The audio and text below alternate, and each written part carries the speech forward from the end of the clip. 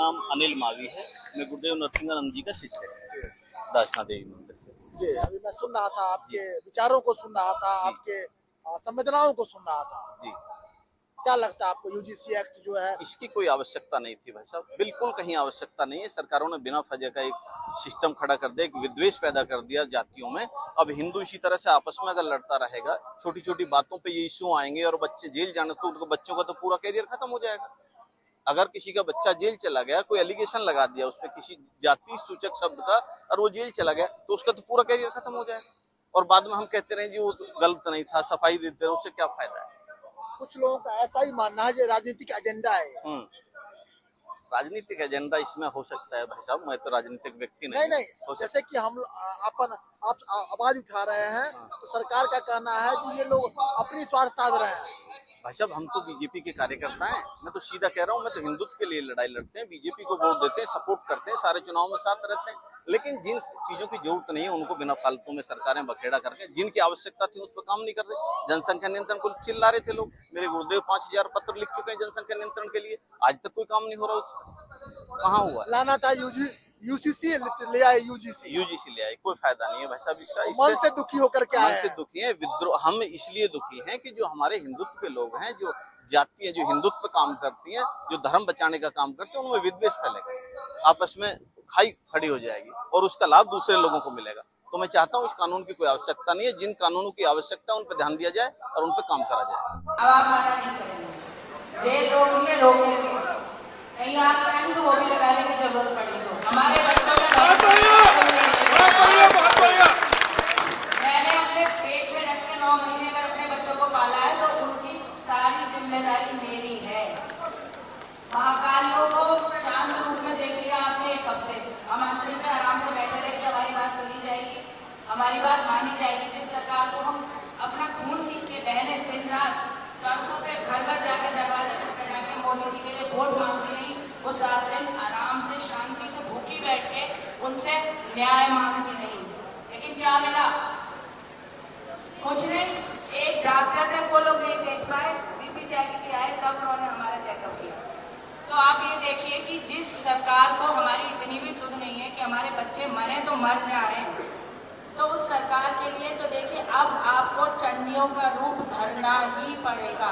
जय महाकाली, जय महाकाली, जय महाकाली, जय महाकाली, जय महाकाली।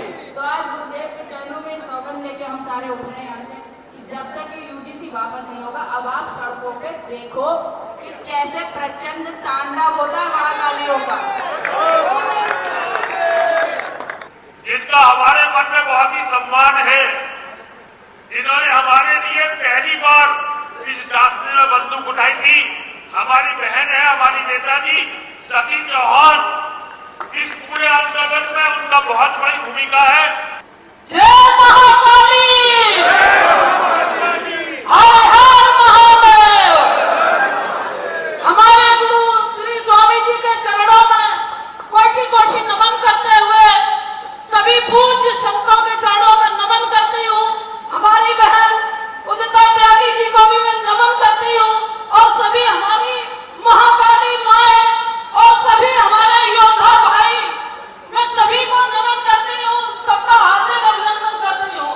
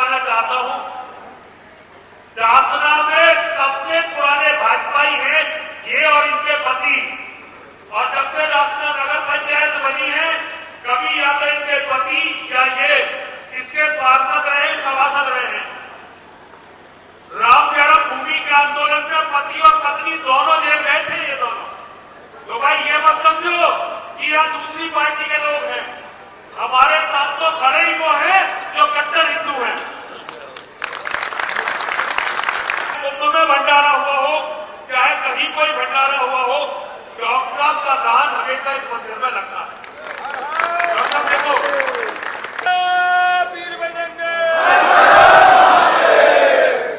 मेरे सभी साधु संत और महापंचायत में आए हुए सभी भाई बहन, मैं सबका नमन करता हूं और हार्दिक आभार करता हूं कि इस यूजीसी के अगेंस्ट एक चिंगारी इस मंदिर से उठी है।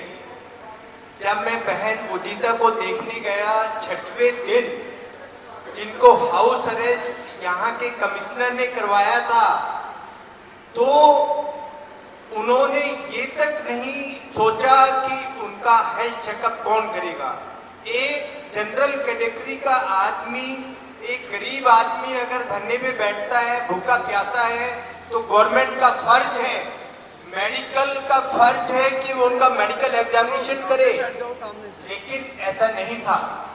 वो चाहते थे कि ये अनशन करते हुए मर जाएं। और ये मेरा सीधा एलिगेशन इसलिए है, जब मैंने माननीय कमिश्नर, डीएम और सीएमओ को कल लेटर लिखा, तो उन्होंने उसको रिसीव करने से मना कर दिया। मेरी टीम ने बोला कि अगर रिसीव नहीं करेंगे तो डॉक्टर साहब अच्छा यज्ञ करना जानते हैं, जिसको बुद्धि शुद्धि यज्ञ बोलते हैं। अगर आपके ऑफिस में यज्ञ हो गया है तो बहुत मुश्किल हो जाएगा। एप्लीकेशन रिसीव की गई, लेकिन दुर्भाग्यवश बहन उदिता को कोई देखने नहीं आया। तो ये हालत तो हमारे एडमिनिस्ट्रेशन की है।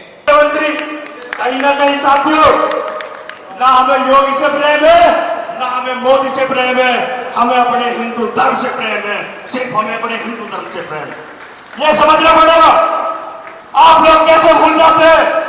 क्या आप लोगों के अंदर खून नहीं है? ये वही मंदिर है जिस योगी की पुलिस ने यहाँ पर भी लाठीचार्ज किया था। ये वही मंदिर है, पहले अघोषित जो है आपातकालीन लगी थी, इमरजेंसी लगी थी, लेकिन याद रखना आज की सरकार में अघोषित इमरजेंसी है। आप अपने लिए, अपने मुद्दों के लिए आवाज नहीं उठा सकते। आपको घर पे नजरबंद किया जाएगा, आपको बुलडोजर नजर दिखाया जाएगा, लेकिन इन सत्ता जो कुर्सियों में बैठे इन लोगों को समझना पड़ेगा। हो सकता है इनके अंदर हिंदुओं का खून नहीं हो, लेकिन इस देश के अंदर हिंदुओं का खून बहता है।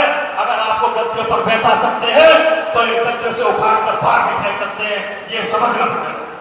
मैं अपने सभी यहाँ पर बड़े बुजुर्ग और जो साधु संत यहाँ पर बैठे उनसे कहना चाहता हूं, धर्म को इतना मजबूत कीजिए कि धर्म को किसी भी पार्टी की जरूरत ना पड़े। आज कहीं ना कहीं ऐसा वातावरण इस देश में है, कहीं ना कहीं ऐसा लगता है कि हिंदू धर्म तब तक जीवित है तब तक ये पार्टी है। हिंदू धर्म वो चीज है जो ना मुगलों से मिटा था, ना अंग्रेजों से मिटा था, और आज जो काले में बैठे ना इनसे मिटेगा। इन लोगों को समझना पड़ेगा। इस धर्म को राजनीतिक पार्टियों से अलग कीजिए। जो साधु राजनीतिक आड़ के अपना धंधा चला रहे हैं, इस धर्म को लोगों से अलग कीजिए। आदरणीय गुरु जी जैसे के चरणों में आइए, ऐसे साधुओं से जुड़िए, ऐसे संतों से जुड़िए जो इस धर्म के लिए जीते हो, जो इस धर्म के लिए मरते हो, जो धर्म के आड़ में राजनीति करते हो। ऐसे साधु संतों को भी धर्म से दूर करने का समय साथी आ चुका। बड़ी पीड़ा होती है, छोटे छोटे बुजुर्ग जिनकी चुटियां पकड़कर इस प्रदेश के मुखिया की पुलिस ले जाती है। आप लोगों का खून नहीं खोलता। कैसी स्थिति आज प्रदेश की है कि जो भी चलेगा, जो ऊपर पदों पर बैठे हुक्मरान है, उनके कहने से चलेगा। आज कहते हैं बदमाश पंडित राम की फिल्म योगी जी ने रिलीज कर दी, इसमें मोदी जी ने रिलीज कर दी, इसमें योगी जी का कोई गुनाह नहीं है। सेंसर बोर्ड किसके होते हैं? किस सेंसर बोर्ड ने परमिशन दी फिल्म को रिलीज करने की? ये सब सत्ताधारी पार्टियों की साजिश है। इन सभी सत्ताधारी पार्टियों को दरकिनार करके अपने धर्म के लिए जिए, अपने धर्म को बस एक बात के साथ मैं अपनी वाणी को विराम दूंगा कि खून कहो वो किस मतलब का जिसमें उबाल का नाम नहीं, और खून कहो किस मतलब का जो राष्ट्र के देश के काम नहीं। वो खून कहो किस मतलब का जिसमें जोश और जवानी है, जो परवश होकर बहता है। वो खून नहीं, वो पानी है।